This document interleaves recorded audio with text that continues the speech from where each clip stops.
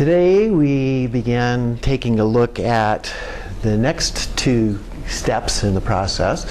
So previously what we had done is we had gone through some of the history, and then last time we looked at some of the principles, and we also looked at the first two paths, if you will. So we looked a little bit at the path of individual liberation and the path of altruism, or the bodhisattva. So today we will look at two more paths. We'll be looking at the paths of Tantra.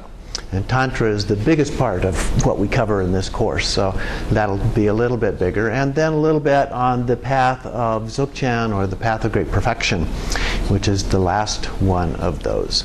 So we began with the idea of transformation. The path of Tantra is really the path of transformation. The whole idea behind what we're doing on that particular path is transforming ourselves from an ordinary being into a Buddha, or from an impure illusory body into a pure illusory body. So those are the pieces that we're looking at in that kind of a transformation. It's not considered to be a suitable path for everyone. We do have these multiple paths. In fact, it's said that the Buddha gave 84,000 different approaches to achieving enlightenment. So these are just a few with variations that we will be covering in this class. And some even consider it to be dangerous, and I think that that's particularly true if you take it too literally.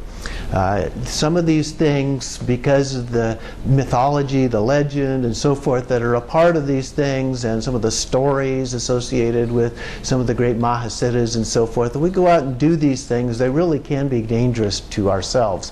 So we do have to be a little bit careful about that and interpreting things in too literal of a way. And so, as we mentioned previously, one of the things to keep in mind to help us with that are the four reliances. And so we rely on the teaching, not the teacher. We rely on the meaning, not the words. We rely on the definitive meaning, not the provisional meaning. And we rely on the wisdom, not the consciousness. In the last case, we're talking about, instead of a cognitive understanding of wisdom, understanding on the direct experience of wisdom. Okay? So if we keep that, we remind ourselves periodically of that, that really does help in this process. Well, what is Tantra then? The root tan actually comes from the Sanskrit, and it refers to the idea of extending. So in this context, what we're extending is our knowledge, our understanding of these principles, the transcendent knowledge, the transcendent wisdom, if you will. Another definition of this deals with the idea of a weave, like the warp and the weave of a cloth, where you're weaving together different things. And so in that context, what it's talking about is providing a continuity in terms of our understanding of things. So there's a coming together of the ultimate and the relative. And as we'll see later on, we get to a point where they are perceived as being one taste, that there's really no difference between those two.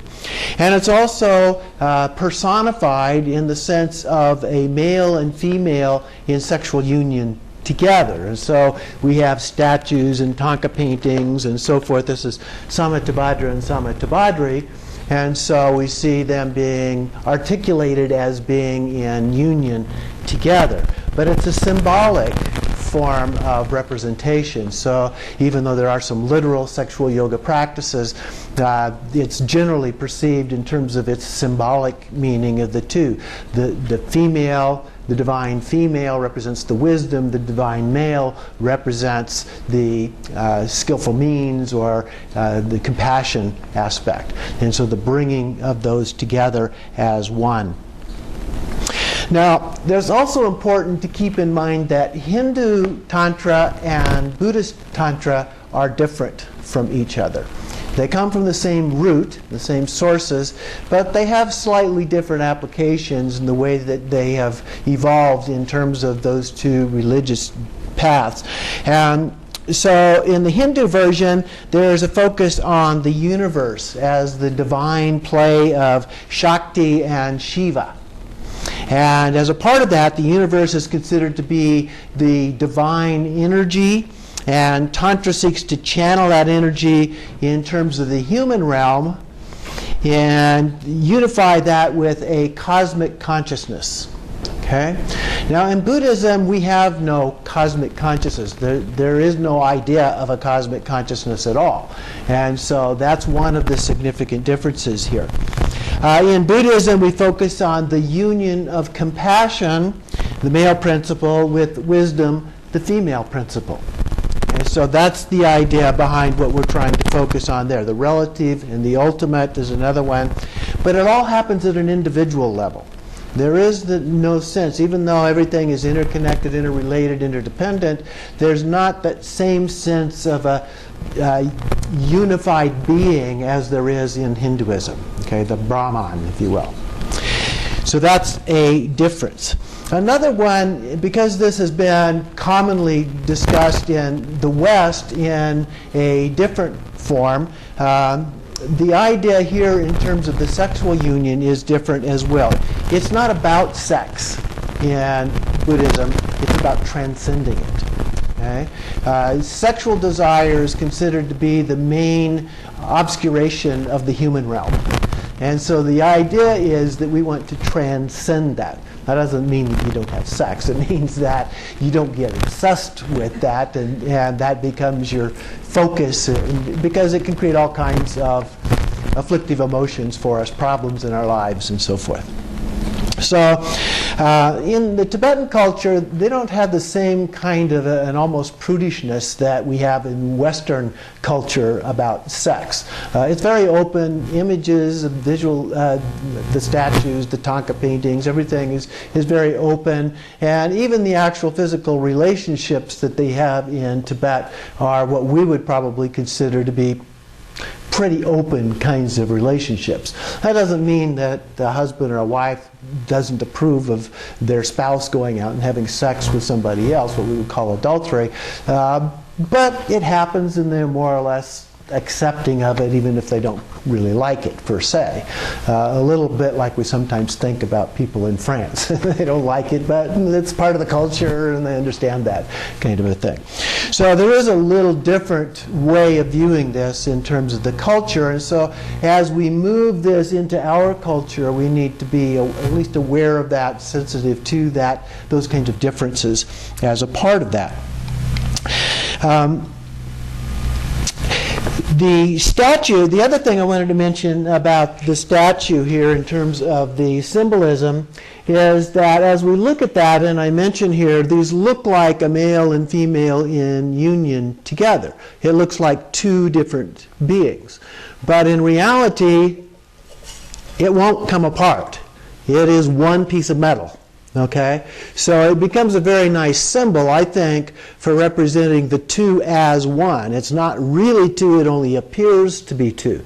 So when we talk about the nature of relative truth versus ultimate truth and them being one, it's the same as the statue.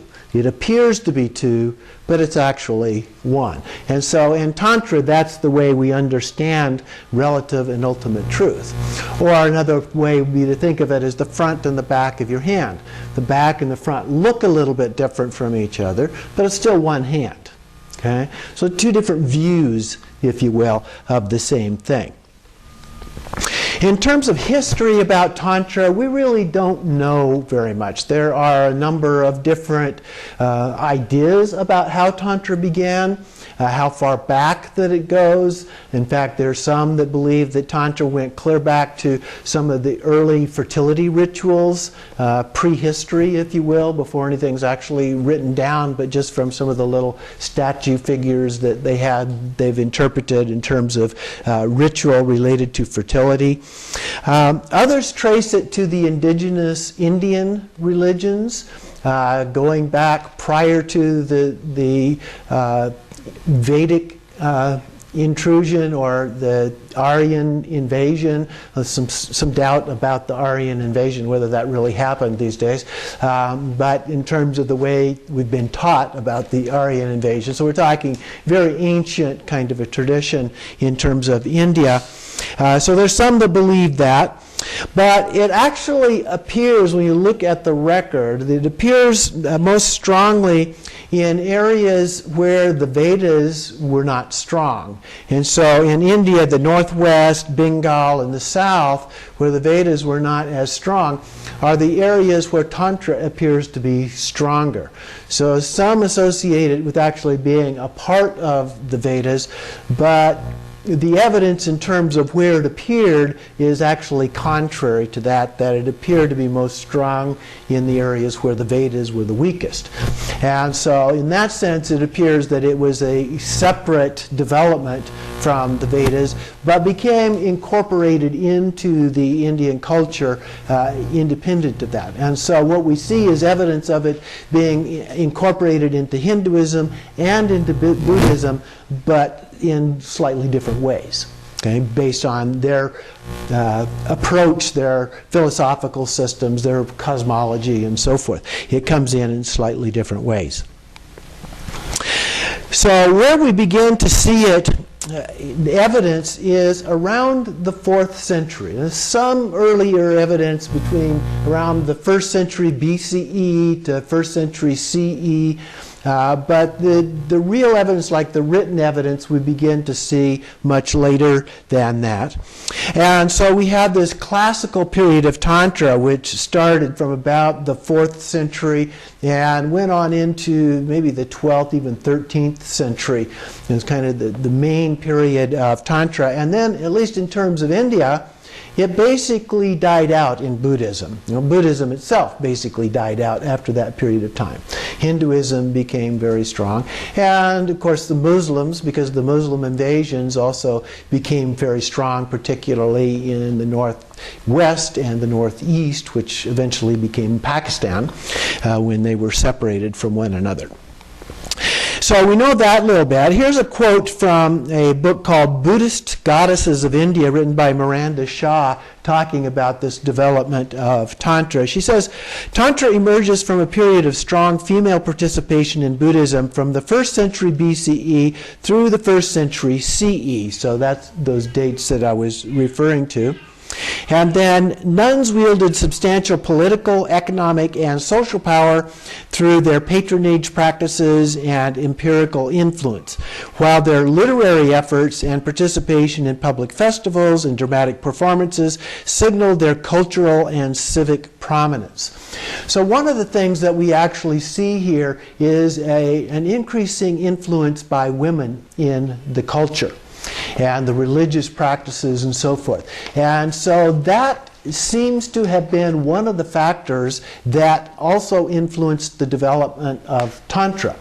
In fact, there is evidence that Tantra was pretty much dominated by women in the beginning, and males were kind of cut out, except that if they needed a male for the sexual ritual aspect, and they would invite one in. And of course we talk about Tantra, the not ejaculating in the practice, the actual practice of physical Tantra. And so if one male was going to be with half a dozen females and you were going to have sexual intercourse with all of them, you probably don't want to ejaculate, because you probably wouldn't be able to have sex with all of them if you were going to do that kind of a sexual ritual. And so that may be, and this is speculation, but it may be what is behind the idea of having the tantric sex without actual ejaculation, at least for the male, but in some cases not having orgasm for the female either. And another characteristic that was going on at this time, we mentioned earlier when we were talking about the history of Buddhism in India, is that there was at that time a fairly centralized government in India. Remember Asaka, and he had kind of brought the government together and centralized all of these little feudal kingdoms, principalities in India. Well, at this time, those were starting to break apart. Okay, and so there's a period here of cultural change and social change going on as a part. At the same time, this development of Tantra is coming up. And another thing that we see at this same time is an increasing or shift from the idea of a lot of nature goddesses and other local goddesses are beginning to become principal figures in both the Hindu and the Buddhist tradition. So we're beginning to see a lot more influence of the divine feminine in both of those traditions as well. So these women were beginning to influence the religious traditions in many different ways. But Tantra basically rejected all of the social norms. As you recall, we talked about the Vedas. The Vedas were very rigid about how society was organized with the class system, and lots of rules about what you could do or not do, lots of ritual, and people at this time were beginning to reject the formal ritual of all the stuff that was going on. It didn't have much meaning for them anymore. And so these social rules that were a part of this, like the rules about dress, well, they went naked, at least when they were off doing their practice. It didn't necessarily mean that they were running around naked all the time. The rules about no alcohol, they would drink alcohol and use drugs as a part of their ritual. The rules about not eating meat, they would have meat as a part of their ritual. The sexual restrictions, so they became sexual rituals as a part of this. And so it's almost as if they were intentionally violating all the rules, you know. It reminds me of a bunch of teenagers out in the woods in a kegger or something like that. Or in the 60s when we had the counterculture, who were basically trying to violate all the rules almost in an intentional way. So there's an element of that. I won't say it's the same, but there was at least an element of that kind of thing going on here as a part of that. Reggie Ray, in his book Touching Enlightenment, talks about this influence of going out into the forest. He says, he calls it the call of the forest. Within Indian culture, the forest was considered the ideal place for spiritual practice because in the forest there are no rules and there are no presiding authorities. So you can see with this idea of kind of getting away from authority and rules and everything, they would go out, and in fact over time they began to build these little temples. I remember seeing a museum in Washington, D.C. one time, a little temple, and it had, the central figure was a male deity and then all of these female dakinis on the outside surrounding this male deity.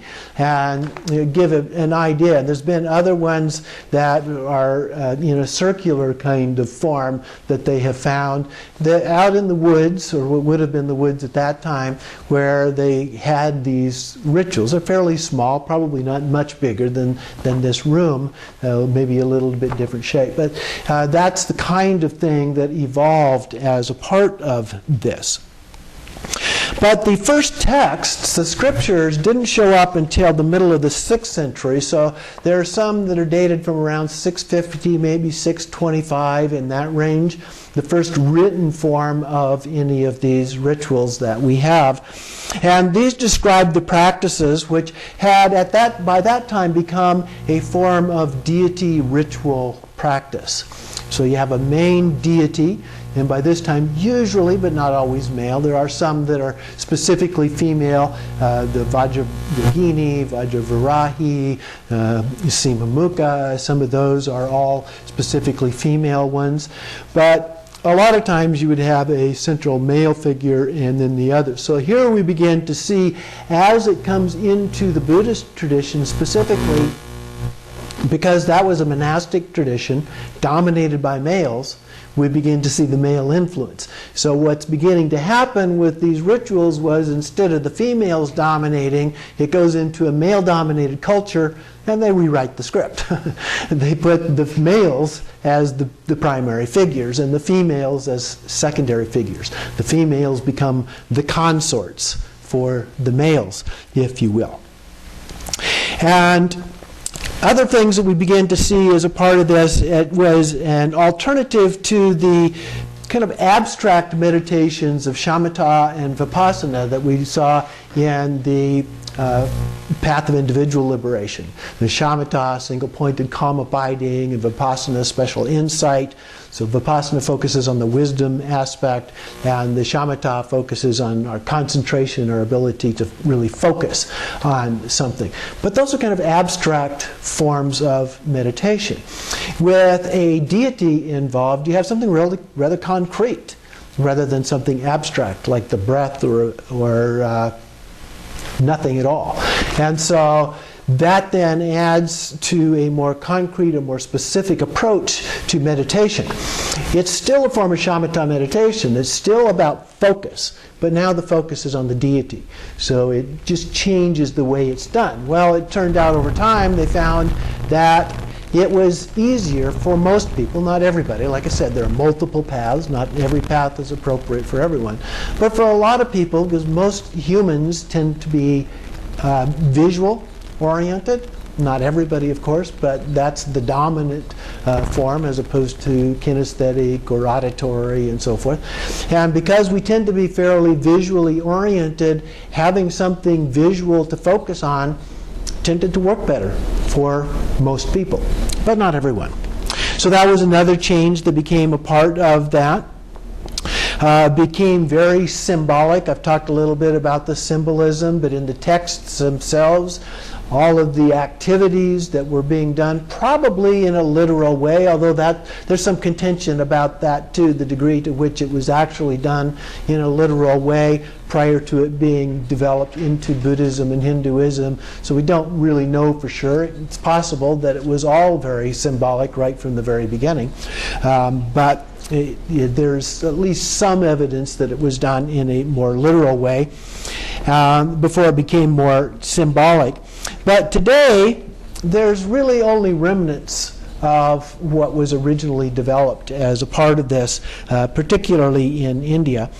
The modern form of sacred sex, Tantra, that we see is very, very different. It's based on the Hindu model rather than the Buddhist model.